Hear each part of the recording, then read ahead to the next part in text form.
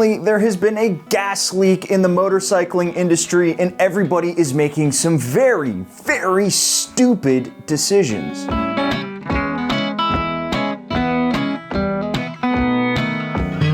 That is right, welcome to another news roundup, and boy oh boy do we have a lot of news going on right now, and some of this ranges from just a plain weird to something I never thought I would see, and when I first heard rumblings about it, I thought, nobody would be that stupid, right? All right, let's dive into one that's probably the thumbnail right now, and that is Indian has discontinued the FTR1200 lineup. Why? I don't know who over at Indian Motorcycles has been huffing glue, but that is one of the most popular motorcycles that has come out from an American manufacturer among the non-cruiser crowd. I'm sure what Indian is doing is they're doing the Harley Davidson thing, where they're looking at their lineup and they're being like, a bunch of old bearded dudes aren't riding the FTR. Let's cancel it. Oh my God. Oh man. I don't know who thought this was a good idea. Seriously, like what? Okay, I'm gonna tell you a story. I've been to Sturgis a handful of times, not just the city, but I've actually been to the rally a handful of times, and each time I was there with Harley Davidson. When I was there with Harley, I was riding the Pan America, which is one of the weirdest motorcycles that you'll see at Sturgis because it's not the big bagger. It's basically like baggers and Dynas and Sportsters and all sorts of old school Harley Davidsons and bikes that wish they were Harley Davidsons. However, when I was standing at the footprint on Main Street in Sturgis for Harley Davidson, the thing I kept hearing most was the Indian FTR1200 motor, because out there in those twisties, the FTR is one of the coolest motorcycles to be riding. I saw so many, all the way down from like the base model to the carbon. There were ones that even had the 19-inch rally rims on it. People loved the FTR. Now, I have kind of a mixed relationship with this motorcycle. I really, really, really enjoy it. But the way that I would describe it is it's a dirt stupid jock, right? The motor itself is, it's like the throttle's like a light switch. FTR guys will say, well, you haven't ridden a motorcycle with the secret sauce. And you're right, I haven't. But I have heard from so many FTR riders that there's this one mod, this one fuel tune called the secret sauce that makes it unbelievable. It still doesn't fix the range problem, but it makes the throttle actually livable. Or maybe the folks at Indian could black bag the guy who does all of the fueling at Triumph and put a hot dog to his head and be like, you're gonna fix our fueling or we're gonna spill all the tea in the harbor again. Either way, that's like one very small issue with a motorcycle that is phenomenal otherwise. Indian Motorcycle regularly reviews its portfolio, critically evaluating where to focus investments to have the biggest impact for riders, as well as position the brand for continued growth through development of products that reflect emerging trends and rider preferences. Who the f are you talking to?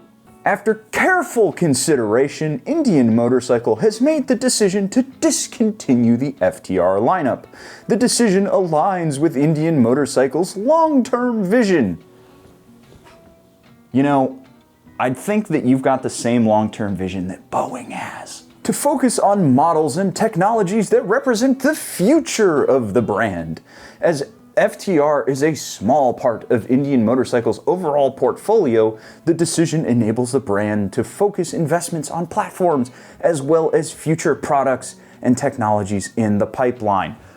Have you not been paying attention to Moto America and Super Hooligans? Who's winning all the time in Super Hooligans right now? Why can't an American manufacturer make a naked sport bike? I mean, I know what you're saying, Buell, yeah, but they're not a major manufacturer. They're small, this kind of like niche small brand for now. They're made to order, essentially. But like, why can't I go to a dealership and just buy an American naked bike? What the f is going on? Does all this bad news have you busting a gasket? Do you need some throttle therapy but are too lazy to search for a new route? Well, lucky for you, Calimoto's Route Planner can get you on the twistiest route possible with just a few clicks. All you gotta do is punch in your start and stop and then select how twisty you want it to be. You can easily add extra roads with just a few clicks, then save your route from your computer to your phone. Heck, if you're feeling extra lazy, you can see what your friends or other riders have put together. Me and my buddies all use Calimoto to plan our weekend rides because it's way easier to share a route through Calimoto than it is any other riding app I've ever used. Click that link down below and use the code SPITE10 for 10% off a yearly subscription. Now, do I smell propane? Apparently, the gas leak wasn't contained to America. Oh no, it made its way all the way over to Japan because the folks at Suzuki decided that they were going to price the DRZ400 at $9,000. Why? Like the one thing they could have done to make me really feel better about the DRZ4 SM and DRZ4S was price it appropriately. Spoiler alert, I have a video coming out where I was at AIM and I checked out the DRZ in person, and it has some really great stuff about it. Most interestingly for me is the fact that the front suspension, the forks are basically the same externally between the DRZ S and SM. For those of you who are familiar with the DRZ, you know that the stock base S has the right side up off-road suspension, and the SM has the inverted on-road suspension that is really stiff and doesn't really work when you take it off-road. Now, on the new SM, those internals are definitely more sprung for the street. However, the beauty of this setup is that because the exterior of the forks is exactly the same, all you'd need to do is take a set of the spacers and the rims from the S and you could just slap them right on the SM with the bigger rotor. This is awesome because it makes this the bike that is the easiest for somebody who wants to have both in their garage to just get. This is so much easier than making a DRZ4S into an SM or an old DRZ400 SM into an S. It is the easiest bike to have both a Supermoto and a dual sport in the garage. That is awesome. I still think that the electronics are stupid, but if it was, you know, $8 grand like it should have been, perfect. To give you an idea, the DRZ400S, the original bike that we've had for the last 20 years, that's cost $7,200 now, and it is hilariously overpriced at $7,200. Especially when you consider that the SM is $7,800. Suzuki's website? $7,899. $7,900. Suzuki has some serious balls putting a $9,000 price tag on there. And I know that Suzuki people might be watching this right now and thinking, we probably shouldn't bring this guy to a media event because he's dogging on the bike. I'm sorry, this is just not the price that anybody wants to pay for a DRZ. You're talking before we even get to the finish line, we've got dealer fees, we've got local tax, we've got all sorts of stuff on top with a $600 delivery fee, which means that the bike itself now is $9,600. Why wouldn't I just go get a KTM? Like, I'm probably gonna buy a DRZ 4 SM because I'm in the motorcycle space and I really want to try one out. I want to live with it. I want to love this motorcycle because I have a soft spot for the old DRZ. But I can tell you right now, it is going to hurt me inside to turn in my KTM 690 Enduro R for a DRZ 400 SM and still have to pay cash for it. I'm sorry, that math don't math. That dog don't hunt, Monsignor.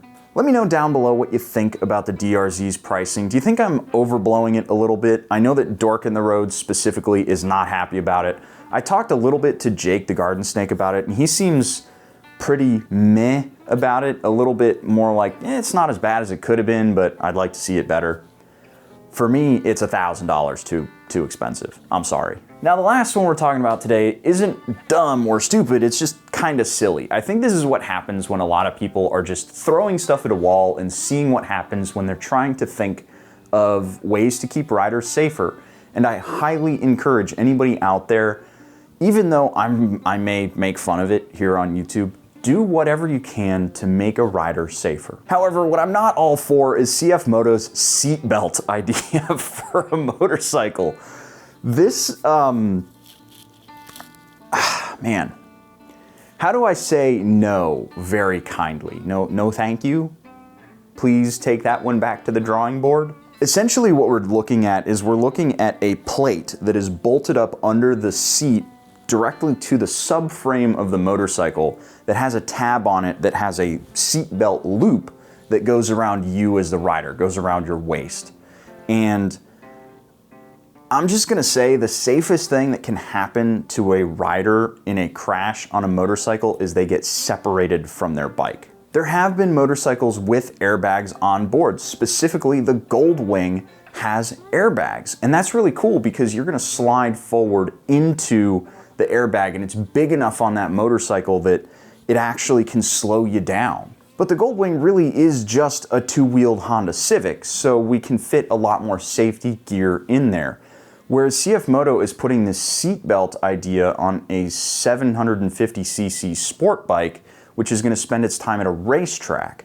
If we're on a racetrack, I can kind of see where they're going with it. They're thinking that perhaps maybe the weight of the motorcycle and its inertia would pull you off to the side of the racetrack instead of you being in the flow of traffic, potentially. Okay, I actually got this part wrong. The seatbelt is designed to separate from the bike in everything except for a head-on collision. So as far as sliding away from the motorcycle, yes, you are supposed to separate if you have a low side.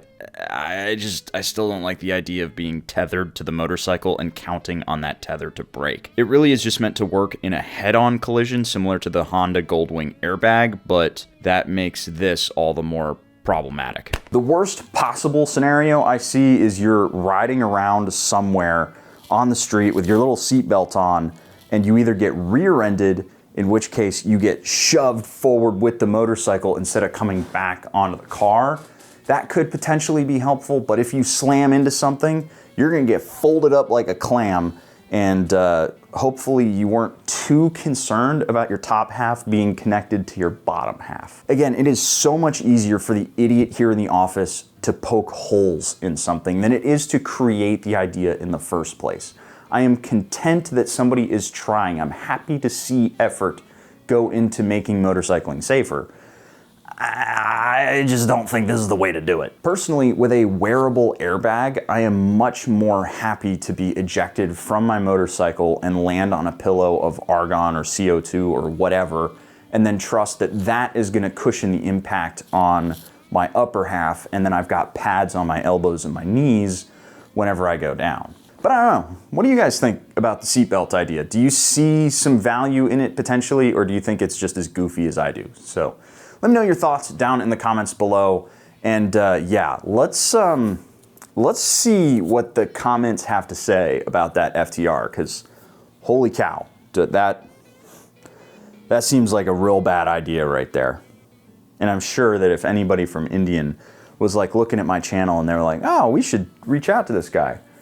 I'm afraid that ship has now sailed. Bye-bye, ship. Bye, Indian contact that I don't have. I'm not gonna be getting any emails unless it's a cease and desist.